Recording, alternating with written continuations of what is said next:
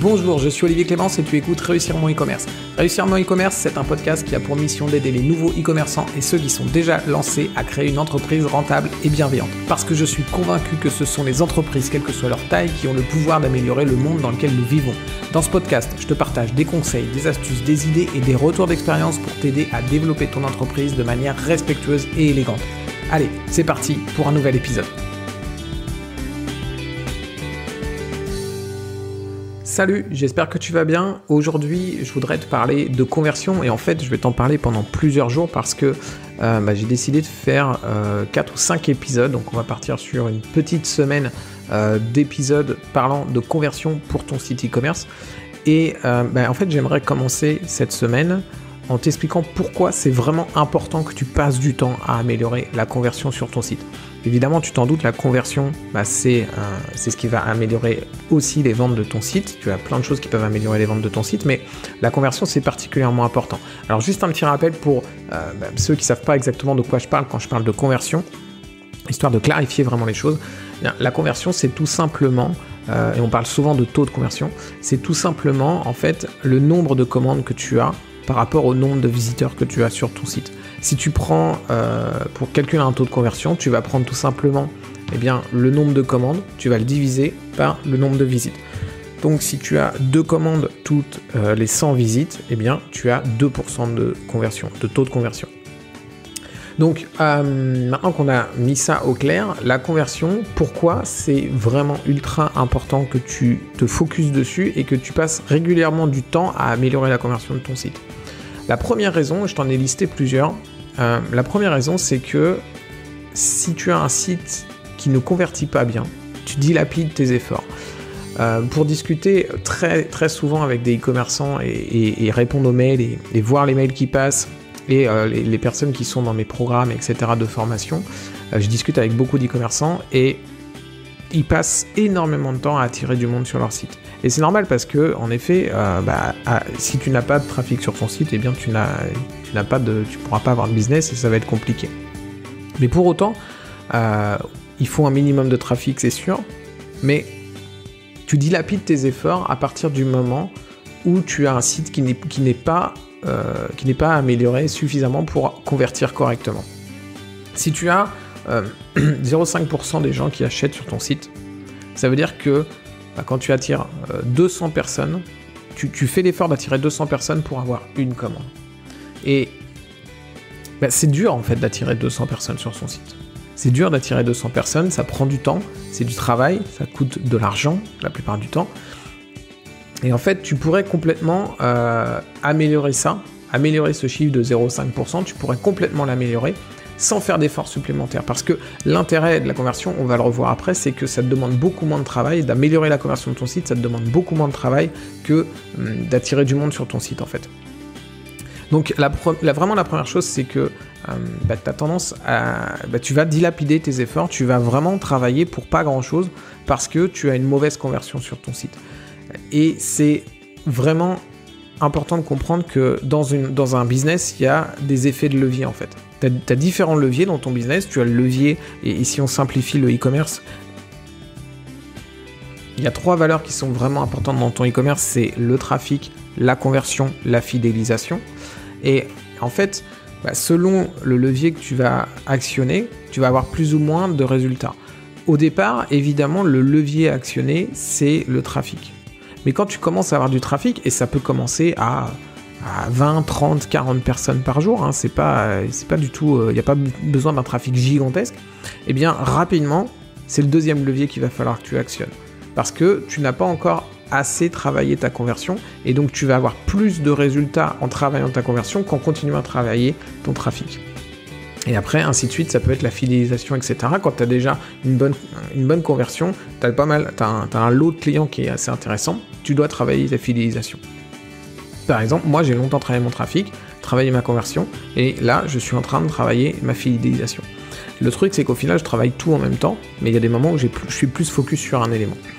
Moi ce que je t'invite à faire, c'est si tu as déjà du trafic, tu as déjà des visiteurs sur ton site, même si c'est 20, 30, 40 personnes par jour, réfléchis si tu as déjà travaillé suffisamment ta conversion Et si ta conversion n'est pas assez bonne, eh bien c'est très certainement le levier que tu dois actionner aujourd'hui pour avancer plus vite et arrêter de dilapider tes efforts en envoyant 200 personnes sur ton site pour que finalement il n'y en ait qu'une qui commande. Deuxième chose, deuxième raison pour laquelle c'est vraiment intéressant d'améliorer ta conversion, c'est que tu as un risque de faire les mauvaises conclusions si ton site ne convertit pas bien. Encore une fois, on va parler de trafic. Si jamais tu attires du monde via la publicité sur ton site, ou via les référencements naturels, ou via Facebook et les réseaux sociaux, etc., tu peux, au final, avoir une conclusion qui est erronée parce que tu vois que tu attires du monde avec la publicité sur ton site et ça fonctionne pas. Et tu peux te dire, j'attire pas les bonnes personnes. La publicité, je fais de la pub sur Facebook, ça fonctionne pas, faut que j'aille faire de la pub ailleurs. Et tu vas faire de la pub ailleurs. Et peut-être que ça va pas fonctionner non plus, et tu vas faire de la pub ailleurs, et ça va peut-être pas fonctionner non plus. Et à chaque fois, tu vas attirer du monde sur ton site. Et tu vas peut-être conclure que tu n'attires pas les bonnes personnes. Et c'est complètement possible, peut-être que tu n'attires pas les bonnes personnes. Mais peut-être que tu attires les bonnes personnes, et que ces personnes, elles arrivent sur ton site et elles sont perdues. Et du coup, ta conclusion, ça va être que tu vas considérer que la pub sur LinkedIn, ça fonctionne pas. Ou la pub sur Facebook, ça fonctionne pas, avec toi en tout cas. Alors qu'en réalité, ça fonctionne avec toi. C'est juste peut-être que les gens qui arrivent sur ton site sont perdus. Et tu vas avoir forcément plus tendance à remettre en cause la source de trafic sur laquelle tu es en train de travailler actuellement. Pourquoi ? Parce que justement, tu mets ton focus dessus. Et donc, c'est elle qui a toute ton attention. Et tu vas pas aller regarder à côté en te disant, non, c'est peut-être mon site finalement qui a un problème, c'est peut-être mon site qui convertit pas, et peut-être que les utilisateurs qui arrivent sur mon site, c'est les bonnes personnes, mais elles savent pas, ça le fait pas pour acheter, c'est pas suffisamment efficace pour acheter sur mon site, et du coup elles s'en vont. Et comme toi tu es focus sur en ce moment la pub que tu mets et les dépenses que tu fais sur la pub, tu vas plutôt remettre en question la pub en fait. De la même manière, si tu travailles avec ton référencement naturel, tu vas peut-être te dire on n'utilise pas les bons mots-clés, on n'attire pas les bonnes personnes avec nos mots-clés, alors que peut-être que oui, tu attires les bonnes personnes, mais encore une fois elles sont perdues. Et évidemment c'est la même chose avec les réseaux sociaux, tu peux te dire les gens sur Facebook, j'arrive à les sortir de Facebook et les amener sur mon site, mais au final, c'est des touristes et ils veulent pas acheter. Tout ça, c'est possible, mais ce qui est aussi complètement possible, c'est que ce soit ton site qui convertit mal. Donc, si tu as l'impression justement d'attirer du monde et des touristes sur ton site, ne remets pas forcément en cause la source de trafic, remets peut-être en cause le site en lui-même qui convertit pas suffisamment et les utilisateurs finalement aimeraient bien acheter, mais il y a des choses qui les gênent et qui les font partir en fait. Troisième raison qui fait que la conversion c'est quelque chose qu'il faut essayer de travailler sur ton site et qu'il faut essayer de travailler rapidement, c'est parce que il y a une phrase qu'on dit souvent en marketing qui est celui qui peut payer le plus cher pour acquérir un client gagne. En fait, qu'est-ce qu'elle veut dire cette phrase ? C'est tout simplement que un client, quelle que soit la manière dont tu vas l'attirer sur ton site, d'une manière ou d'une autre, tu vas le payer, ce client. Et en fait, plus tu peux payer cher pour acquérir un client, plus tu as d'avantages sur tes concurrents. En fait, si tu as un client qui arrive sur ton site et que, si tu as 100 clients qui arrivent sur ton site et que tu as 2 commandes avec ces 100 clients, et que ces 2 commandes te génèrent 100 €, en fait, tu sais que les 100 personnes que tu as attirées sur ton site, pour chaque personne, tu dépenses 1 € en fait. Comme tu as attiré 100 personnes, il y en a 2 qui ont passé commande et que chacune des commandes était à 50 €, donc ça fait 100 € au total. Et bien pour attirer 100 personnes, quand tu attires 100 personnes, tu gagnes 1 € par personne. Qu'est-ce que ça veut dire ? Ça veut dire que tu peux dépenser jusqu'à 1 € pour attirer du monde sur ton site. Évidemment, là, tu ne seras pas rentable, mais il y aura peut-être la fidélisation derrière. Tu peux dépenser 50 centimes et après, tu récupères 50 centimes par personne que tu as attiré sur ton site. Mais c'est tout simplement ce calcul-là. Et donc, c'est un calcul intéressant à faire, c'est de savoir, ok, je dépense combien pour attirer du monde sur mon site ? J'attire du coup combien de personnes ? Et ça génère combien de chiffre d'affaires ? À partir du moment où tu as cette valeur-là, tu sais exactement combien tu peux dépenser pour attirer du monde sur ton site. Et si tu es capable de dépenser plus que tes concurrents, le résultat, c'est que tu vas les battre. Tu vas les battre parce que sur les systèmes d'enchères pour les publicités, tu seras capable de mettre plus qu'eux. Si tu fais du référencement naturel, tu auras plus de moyens pour faire ton référencement naturel. Si tu travailles sur les réseaux sociaux, tu pourras faire des meilleurs posts ou en faire plus souvent. Et tu peux aller plus loin. En réduisant le prix de tes produits. Là, dans ce cas, si tu vas simplement réduire ta marge tu vas réduire ta marge, mais en fait, comme tu vas réduire le chiffre d'affaires que tu vas faire par personne qui rentre sur ton site, mais comme tu vas réduire tes prix, tu vas certainement augmenter ta conversion. Donc tu vas augmenter ta conversion et tu vas rééquilibrer en fait ce prix par prospect que tu attires sur ton site, et tu vas encore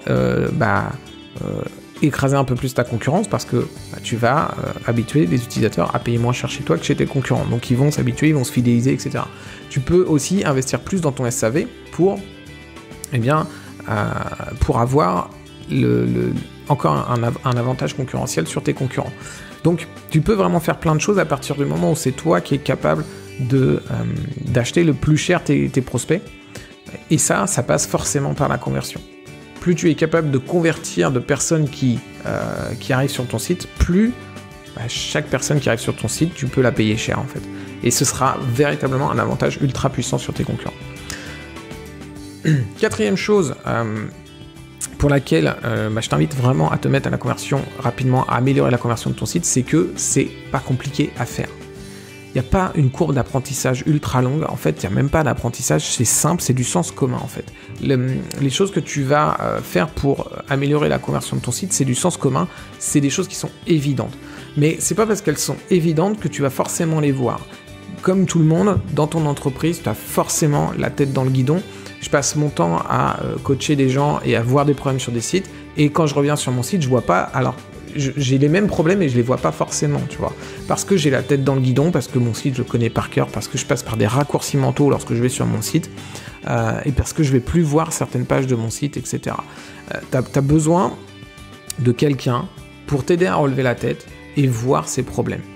Et l'intérêt, c'est qu'une fois que tu les as vus, par contre, eh bien, ce qui est cool, c'est que c'est un peu comme quand tu achètes une voiture, tu vois. Il y a une voiture que tu veux, et puis tu te dis je vais prendre celle-là, plus la couleur comme ça, parce que c'est original, personne là, et comme ça, moi je serai le seul à l'avoir. Et une fois que tu as la voiture, tu as l'impression que tout le monde a décidé d'acheter la même voiture que toi. Tu sais pas c'est quoi le délire, mais en fait, ça y est, tout le monde a la même, avec la même couleur et tout, c'est quoi ce bordel? En fait, le truc, c'est que avant, tu prêtais pas attention à ça. Tu prêtais pas attention à cette voiture et à cette couleur de voiture. Et à partir du moment où tu l'as acheté, en te disant je veux être le seul à l'avoir, tu t'es mis à la voir partout en fait. Mais elle était déjà là. Les gens, ils avaient déjà cette voiture-là, ils l'ont même certainement achetée avant toi. Mais c'est parce que tu as mis de l'attention sur cette voiture que maintenant tu la vois partout. C'est la même chose sur les problèmes.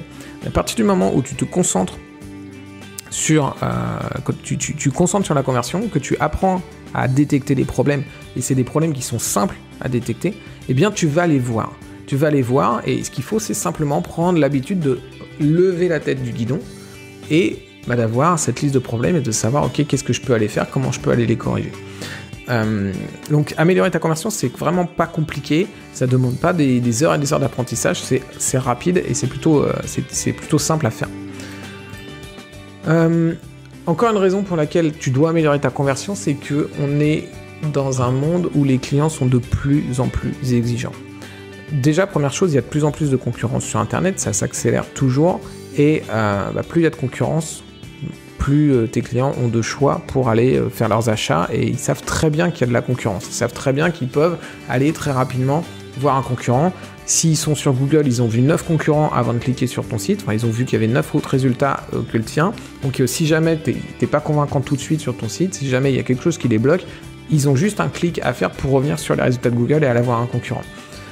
Tout le monde sait aussi qu'il y a Amazon et AliExpress, etc. qui sont pas loin et qui peuvent leur proposer souvent un équivalent de ce que tu proposes et parfois des tarifs très intéressants. Donc l'idée, là encore, c'est d'être le plus efficace possible pour que tes clients n'aillent pas avoir la concurrence.